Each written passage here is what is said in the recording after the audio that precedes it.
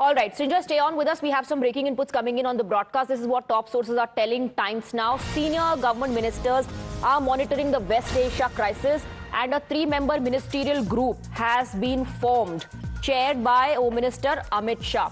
Other members of the committee include External Affairs Minister S. Jaishankar and Petroleum Minister Hardeep Puri. Now, this group has held several meetings so far.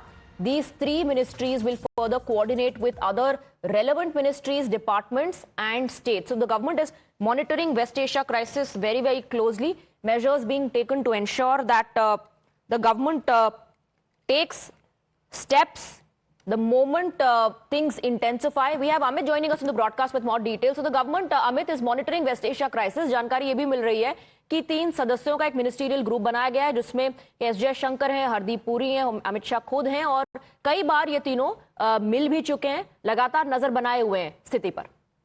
जी हाँ, देखिए, जो CCS 1 तारीख को CCS हुई थी, इस पूरे मामले को लेकर जब वहां पर जंग छिड़ गया था, उसके बाद से वहां पर हालात को लगातार नजर बनाए हुए हैं। प्रधानमंत्री खुद इसको लेकर जानकारी ले रहे हैं और उन्होंने ही कमेटी बनवाई है जिसमें कि तीनों लोग मौजूद हैं, क्योंकि वहां के हालात को लेकर नजर बनाए हुए हैं।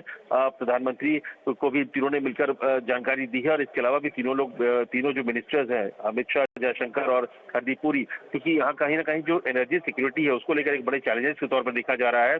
हालांकि स्थिति सब कुछ सामान्य है, कंट्रोल पर है, लेकिन जो हालात अगर वहां पे जो पश्चिम मिडिल ईस्ट में जो अगर हालात बिगड़ते हैं तो क्या उस पर भारत पर किस तरह से असर होगा, किस तरह से जो एनर्जी सिक्योरिटी उसको बनाए रखना है, जो सप्लाई चेन है वो कंटिन्यू कैसे रहे, इन सब चीजों को लेकर ये जो मिनिस्ट्रियल ग्रुप है वो उस पर मॉनिटर कर रहे हैं और लगातार इसकी बैठकें हो रही है, ताकि किसी भी तरीके से इसका जो असर है उसको कम किया जा सके और जो दिक्कतें हैं उसको लेकर पहले से तैयारी की जा सके। अगर भविष्य में दिक्कत आती है तो इन सब चीजों को लेकर जो ग्रुप ऑफ मिनिस्टर्स है, सीनियर मिनिस्टर्स, वो लगातार मॉनिटर कर रहे हैं और वेस्ट एशिया की जो हालात है उस पर नजर रखे हुए हैं।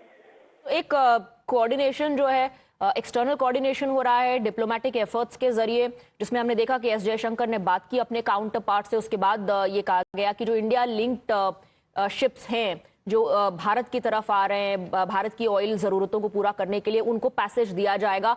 और दूसरा, आप कह रहे हैं कि एक इंटरनल कोऑर्डिनेशन करने के लिए इस ग्रुप को बनाया गया है। जी हाँ, और जयशंकर ने जैसे कि बात की ईरान के काउंटर पार्ट से, आज खुद जयशंकर ने प्रधानमंत्री से मुलाकात भी, लगभग रोज आप कह सकते हैं कि प्रधानमंत्री को जयशंकर ब्रीफ कर रहे हैं, एनएसए ब्रीफ कर रहे हैं। कमेटी जो इंटरनली कमेटी बनाई गई है वो नजर रखी हुई है, अमित शाह की अध्यक्षता में वो कमेटी है कि हालात को किस तरीके से जो इससे जुड़े हुए जो तमाम मिनिस्ट्रीज है उसके भीतर कोऑर्डिनेशन हो रहा है कि भारत में, क्योंकि प्रधानमंत्री ने पहले दिन ही एक बात साफ तौर पर कहा था कि किसी भी सूरत पर भारत पर इसको, जो भारत के लोग है उस पर उसको सीधे असर ना हो, उसके लिए हमको उपाय करने चाहिए। तो आप कह सकते हैं कि इंटरनली एक्सटर्नली दोनों तरफ से हो रहा है। तो रशिया के जो काउंटर पार्ट है उनसे भी जयशंकर ने बात की है, ताकि जो ऑयल वहां से आ रहा है उसको और इंक्रीज किया जाए, जो संख्या बढ़ाई जाए उसको, ताकि ज्यादा से ज्यादा ऑयल आए, ताकि इस तरह के संकट की स्थिति यहाँ ना बन पाए। तो भारत हर लेवल पर बात कर रहा है। आप सोचिए कि ईरान से बात के साथ भी कर रहा है, और ऐसे वक्त पर जब भारत के भीतर इस बात को लेकर सवाल खड़े हो रहे थे कि ईरान से भारत ने अपने रिश्ते खराब कर दिए हैं, लेकिन जिस तरीके से ईरान की तरफ से छूट मिली और इसके बाद हमसे जुड़े हुए वेसल्स यहाँ पर वापस आए, तो एक दिखाता है कि किस तरह से डिप्लोमेटिकली हमने उनको कन्विंस किया और भारत के पक्ष को ईरान ने भी समझा है।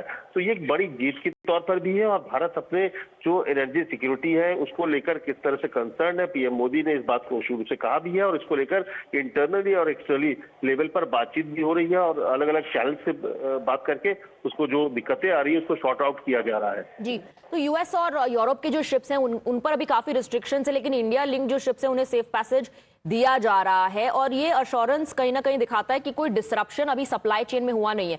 दाम अगर बढ़ते हैं तो उसके लिए ज्यादा कुछ किया नहीं जा सकता, लेकिन डिसरप्शन कम से कम सप्लाई में नहीं होगा, ये मान करके चलें।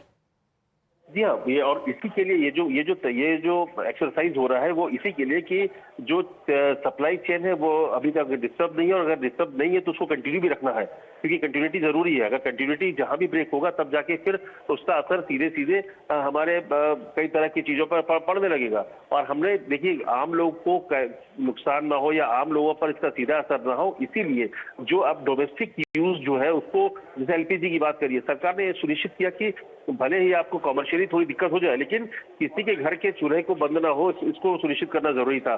तो सरकार अपनी तरफ से मेजर्स ले रहे हैं, लेकिन जो मेन चीज है कि जो चेन है, सप्लाई चेन है, वो रुके नहीं, वो कंटिन्यूटी बनी रहे, और इसको लेकर डिप्लोमेटिक चैनल से बात की गई। भारत ने सारे रास्ते खोले, ईरान से लेकर, रूस से लेकर, जो और भी रास्ते कौन कौन से हो सकते हैं, तो उन सारी चीजों का असर दिख रहा है, और धीरे धीरे मुझे लगता है इस पर और भी सरकार आगे काम भी कर रही है। All right, Amit, thank you very much for getting us the details. And as